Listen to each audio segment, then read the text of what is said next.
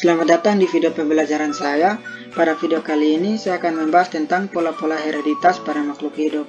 Perkenalkan, nama saya Yoram Bastian Tefnai, mahasiswa pendidikan biologi Universitas Nusa Cendana.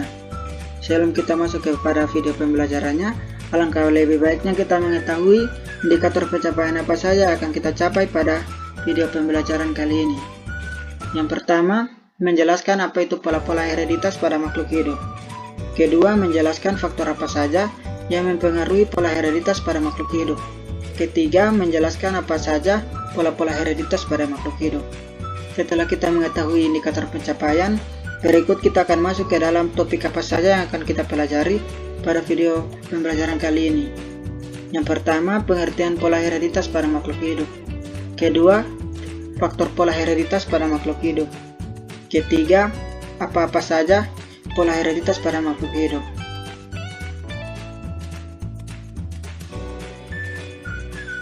Pertama, pengertian pola hereditas.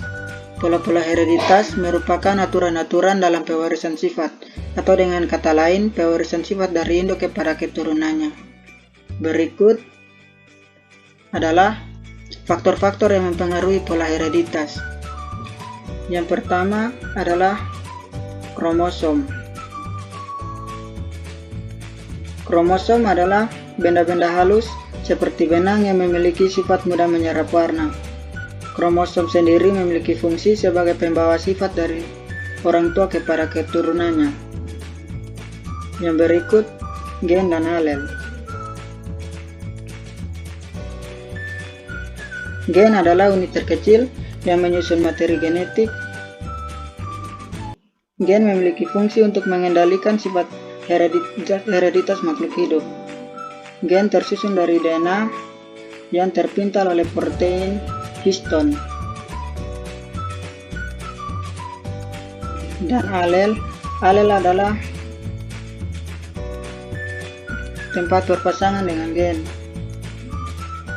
Yang berikut adalah DNA dan RNA.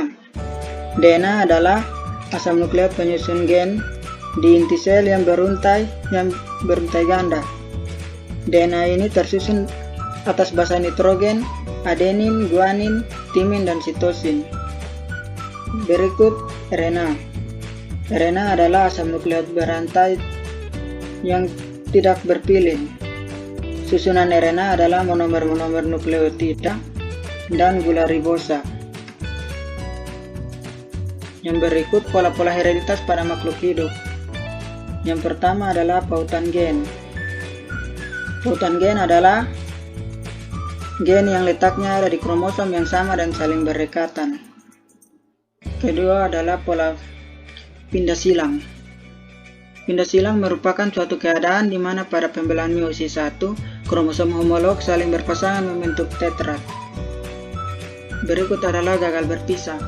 Gagal berpisah merupakan keadaan di mana kromosom gagal berpisah saat pembelahan sel. Berikut gen letal. Gen letal adalah gen yang menyebabkan kematian individu dalam keadaan homozigot, sedangkan dalam keadaan heterozigot, seorang individu dapat bersifat normal atau subletal. Berikut adalah pembahasan lebih lanjut tentang pautan gen. Berikut adalah contohnya, yaitu contoh gen yang berpautan dengan gen yang tidak berpautan. Akibat letaknya yang saling berdekatan, gen-gen tersebut akan tetap bersama sampai saat pembentukan gamet. Pautan dari dua macam gen atau lebih akan menghasilkan jumlah gamet yang lebih sedikit dibandingkan dengan gen-gen yang tidak berpautan. Oleh karena itu, keturunan yang dihasilkan akan memiliki perbandingan fenotip dan genotip yang lebih sedikit pula. Yang berikut adalah pindah silang. Pindah silang adalah peristiwa pertukaran segmen kromatid yang bukan saudaranya dari sepasang kromosom homolog. Peristiwa pindah silang terjadi pada saat pembelahan meiosis 1, yaitu pada akhir profase 1 atau awal metafase 1. Pada saat itu, satu buah kromatid akan membelah menjadi dua. Peristiwa pindah silang umumnya terjadi pada organisme seperti manusia, tumbuhan, dan juga hewan. Peristiwa pindah silang akan menghasilkan keturunan dengan sifat yang baru. Hal ini disebabkan karena adanya rekombinasi gen, yaitu penggabungan dari sebagian gen induk jantan dengan sebagian gen induk betina pada saat proses fertilisasi, sehingga menghasilkan susunan pasangan gen yang berbeda dari gen-gen induknya. Yang berikut adalah gagal berpisah. Pada pembelaan meiosis, kromosom-kromosom yang telah menggandakan akan ditarik menjadi kutub sel oleh benang-benang spindel yang menempel pada sentromer. Dalam keadaan normal, kromosom-kromosom tersebut akan berpisah dan menuju ke kutub-kutub sel yang berlawanan. Akan tetapi, terdapat suatu kasus di mana kromosom mengalami gagal berpisah, sehingga semua kromosom hanya akan tertarik ke salah satu kutub sel saja. Akibatnya, gamet yang terbentuk akan mengalami penambahan dan pengurangan jumlah kromosom. Dan yang terakhir adalah gen letal. Gen letal dapat menyebabkan kematian bagi individu yang memilikinya karena dapat mengganggu peran atau fungsi gen dalam menumbuhkan sifat atau bagian-bagian tubuh yang penting.